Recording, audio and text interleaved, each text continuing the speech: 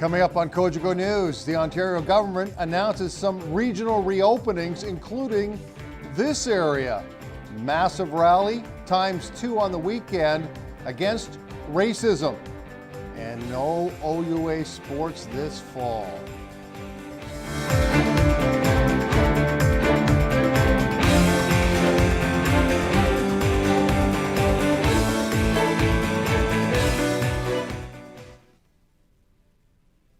Hello again, everybody. Welcome to this Monday edition of Cogeco News. I am Greg Estabrooks. Premier Doug Ford has announced some pretty significant reopenings for much, but not all of Ontario at the end of the week. All but 10 of Ontario's 34 public health districts will move to stage 2 of reopening on Friday, the Premier announced this afternoon, meaning that restaurants, bar patios, shopping malls, barbers, hair salons, pools, places of worship, and some other operations will be able to open effective this Friday. Now let's go to the COVID board. Tell you what's going on. No changes. A lot of tests done. 422 tests were done on this day, and we're still at 1 in hospital.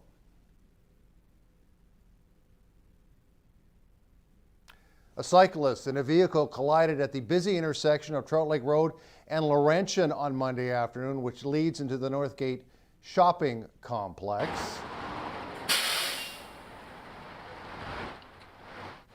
The collision occurred just after 3 p.m.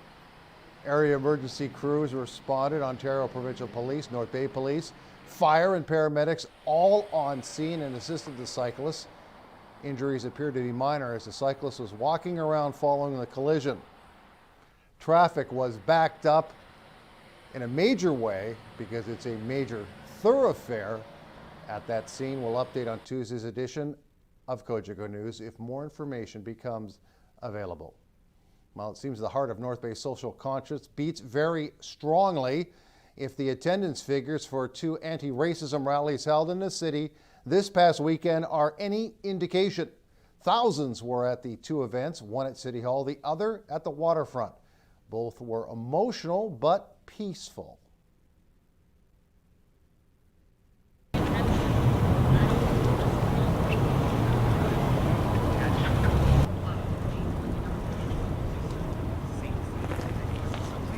Crowd estimates vary. Some say over 1,000, some say over 2,000. One said almost 3,000.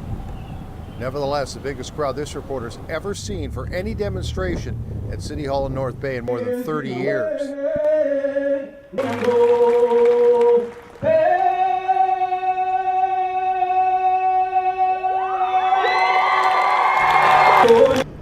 From the Ivory Coast to North Bay, here's Justine Gagoa's take on the day, its meaning, and its future impact.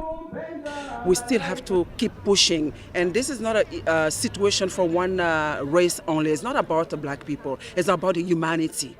What are we going to leave to our children as a heritage? What kind of future or present we're preparing for our kids? So I guess it's following me from Africa to here. And meanwhile, the 2 teenagers who organized this event were staggered by the turnout. I honestly haven't had a chance to process it yet. This is insane. I love the fact that there was this much support for the movement in North Bay. We definitely weren't expecting it, but we love to see it. Definitely so heartwarming to see so many people of different ethnicities, different races come together for this issue because it is so important and it affects each and every one of us. And this is just the first step to accomplishing equality. The last 17 years of being a black man has led to a lot of anger and a lot of discomfort in the system that I have to live in. So it's not just about George Floyd. It's about the fact that after 400 years of fighting for equality, stuff like the events of George Floyd, of Regis Paquette, of Ahmaud Arbery are still happening. And on the other front, there is a pandemic still going on. Social distancing nearly impossible in a scenario like this, but George says they tried to do the best they could. So it was definitely one of our goals, and we did realize that with the amount of people that we were expecting, it wouldn't be possible at all times, but the amount of people that we got, it was next to impossible to make sure that everyone was social distancing.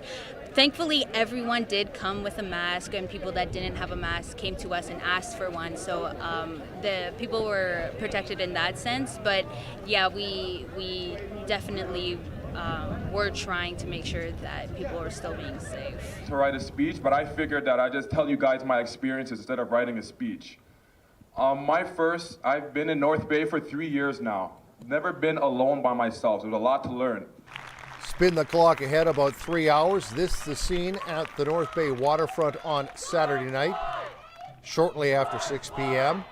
Another huge crowd watching, listening, and learning. In South Africa, he was killed. This retired North Bay High School teacher compelled to come out and offer her support.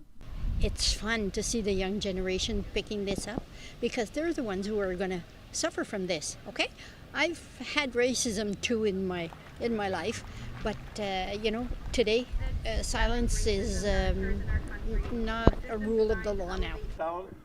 Ron Smith came from Ohio 60 years ago to live in Canada. He says the situation racially is better in this nation, but there's still a lot of work to be done. They're better in certain areas, but I think they're in some areas in Canada, I think they're still bad, and in the United States is worse.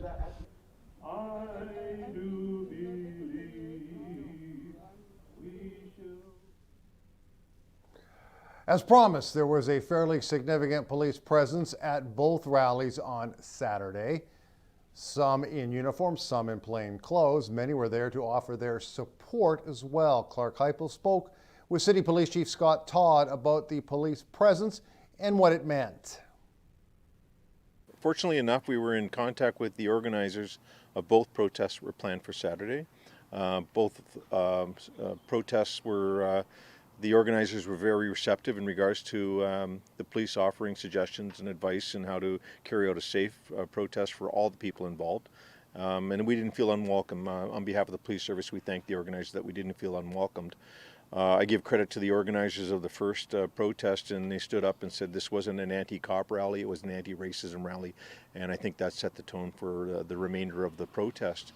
All the way down to City Hall. So we're very fortunate that the protesters in town, not only the organizers but all the protesters here, were to deliver a message to the police and to the broader community about racism and the intolerance towards that. Systemic racism in the police force in the United States is an issue.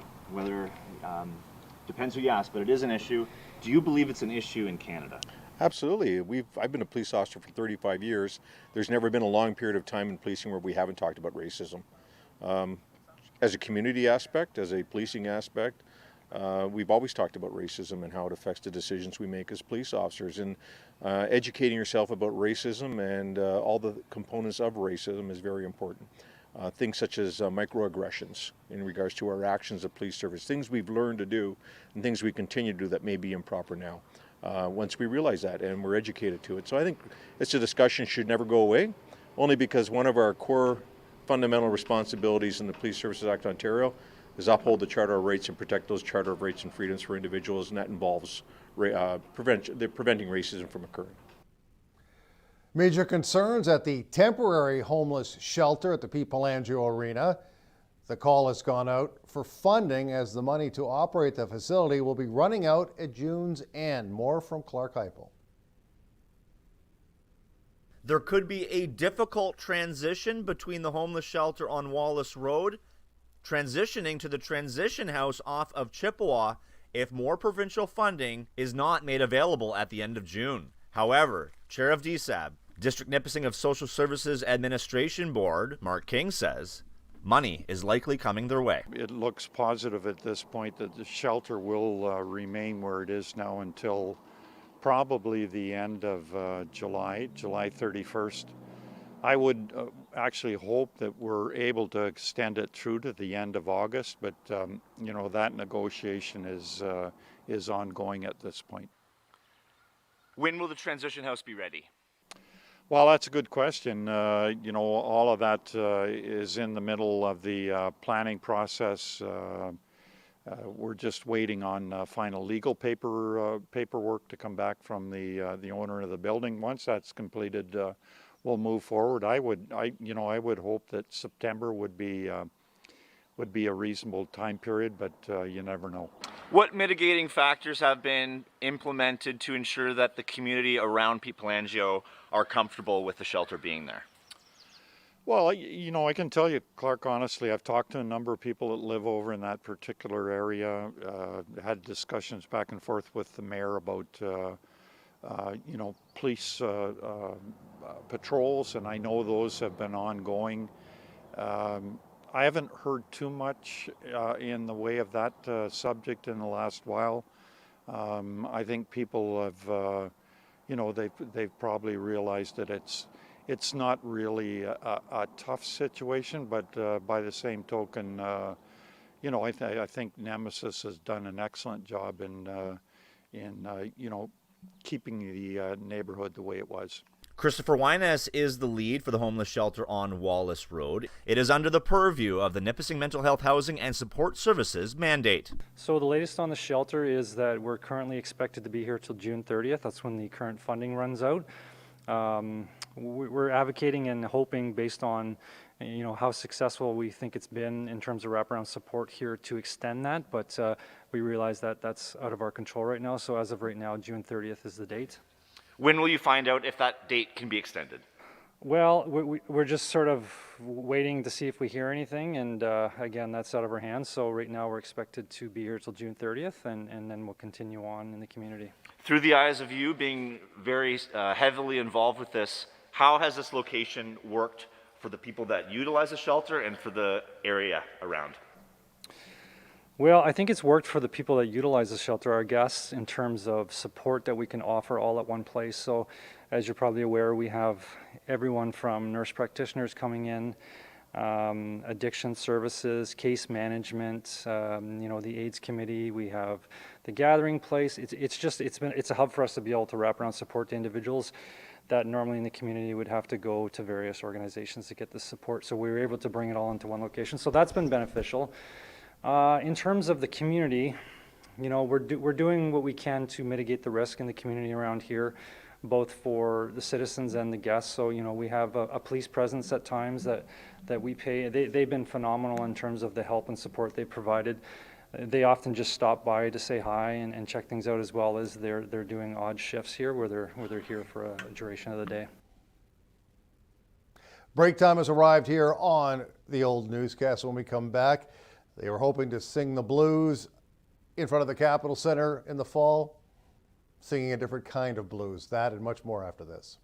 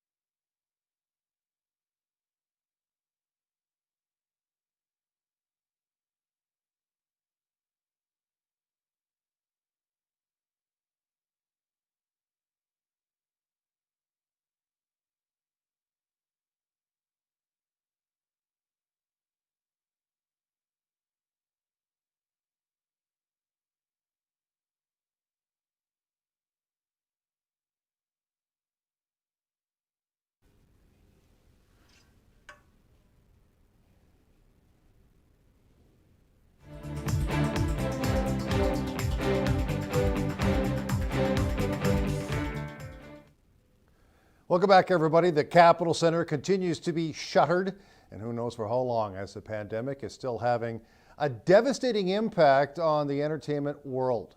A major music show slated for 3 months from now is another casualty.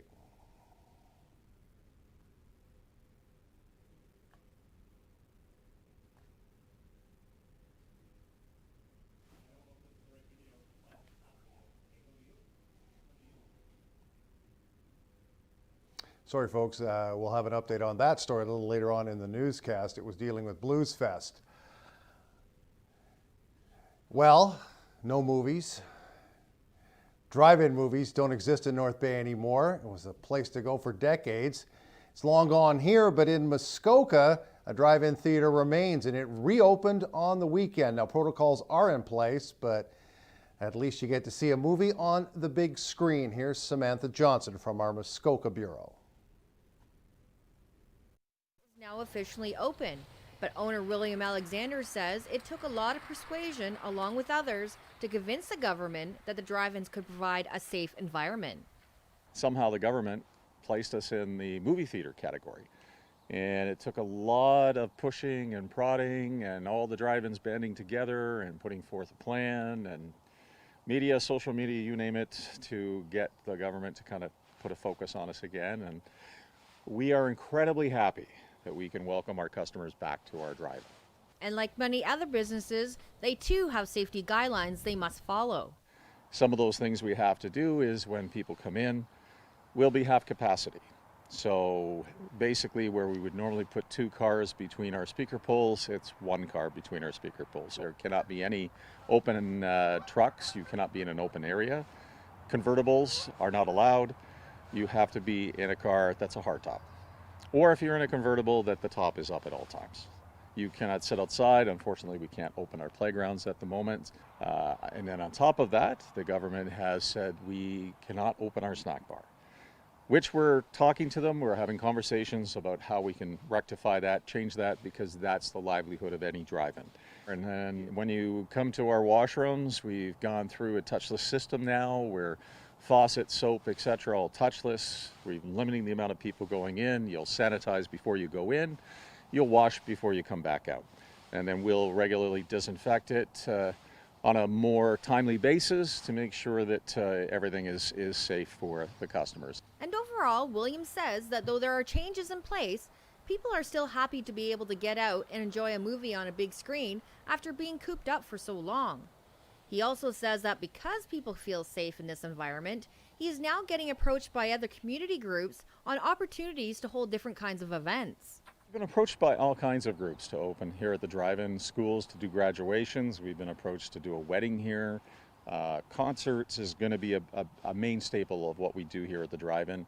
Peter's Players, Peter approached me and said, could we do some of the concerts here?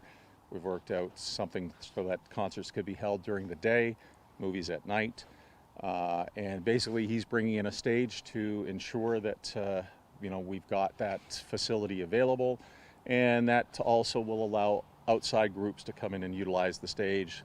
Peter will take care of those situations through the day. I'll run the drive-in at night. It just makes for an more interesting way that the community at large can still be a part of it, that we become a hub. Break time again is here on Cogeco News. When we come back, the weather and a rather prickly problem. We'll explain that all for you, or Clark will, right after this.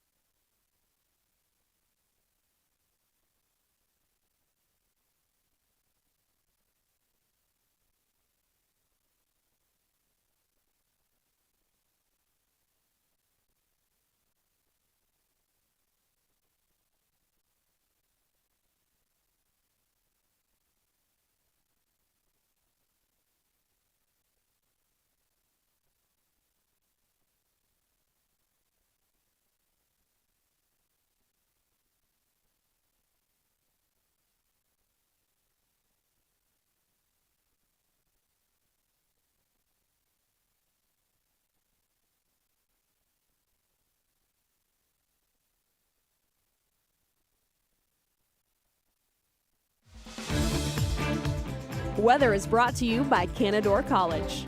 Great things happen here. Streets You Didn't Know Existed, Part 8 will be featured on Wednesday.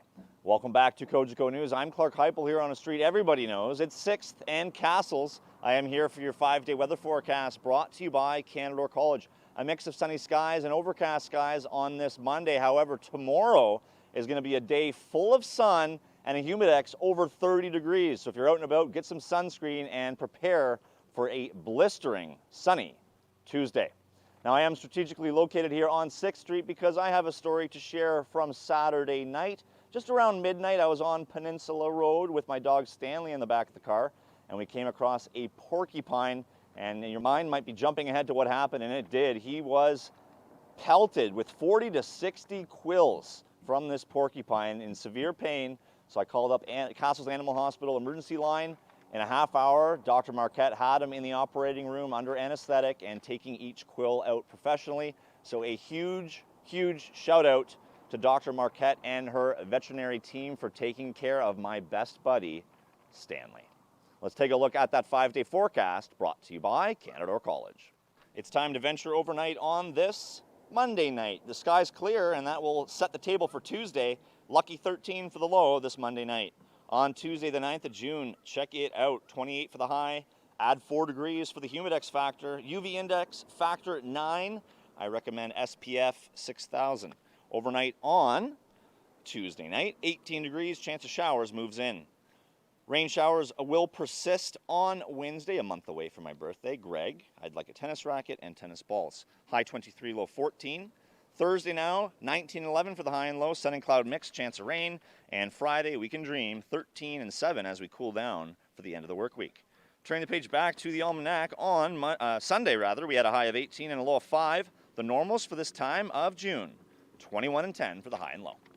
Well, there you have it. There is your 5-day weather picture. Do stay tuned. Breaking news from the Ontario University Athletics Circuit, COVID related. All that and more right after this.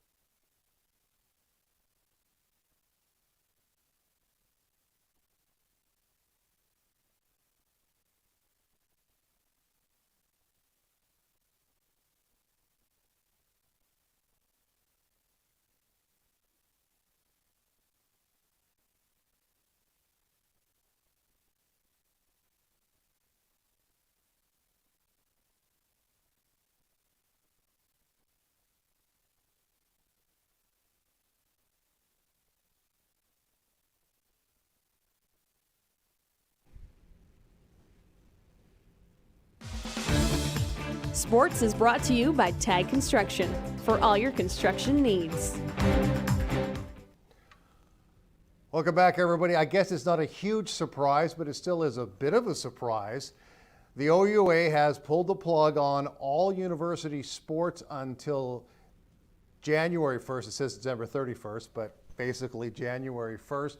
They announced the cancellation of all OUA sanctioned sports, volleyball, hockey, lacrosse, basketball, again till December 31st, 2020. Unprecedented times require unprecedented action. That from Mike DeGagne, the president of Nipissing, the outgoing president, which led the school to make this difficult decision, says Dr. Mike DeGagne. He's the chair of the OUA Board of Directors and again, president at Nipissing University. That was in a news release that was sent out today. I guess it's not a huge surprise. A lot of classes going virtual in the fall, of course, because of the pandemic. Well, North Bay's Ben Gaudreau getting a big invite. Hockey Canada continues preparations for the 2021 season with a virtual 4-day program of excellence goaltending camp from 9 June to 12 June, and that starts tomorrow, typically serving as the initial evaluation stage for summer development and selection camps for Canada's national men's teams. The online camp will focus on goaltender development and evaluation through online education. 23 of the top goalies in Canada will participate in the camp, as 11 elite level instructors will also be helping out the list of goaltenders. 5 at the under 20 level, 6 under 18 level, and 12 at under 17. Gaudreau, one of those in that number, had a good rookie season with Sarnia after being picked 7th overall in the 2019 OHL draft. Turns back to the point, instead slides it across Afanasiev with a shot. Nice save by Gaudreau, and he directed the rebound all the way to the... Just want to mention one quick thing before we go. BLUESFEST has been canceled. That announcement made by the Capitol Center earlier on Monday, and many of their shows pushed back into early 2021. That's it for news, weather, and sports for this Monday. Mr. Heupel in the big chair on Tuesday. For more Cogeco News, we'll see you then.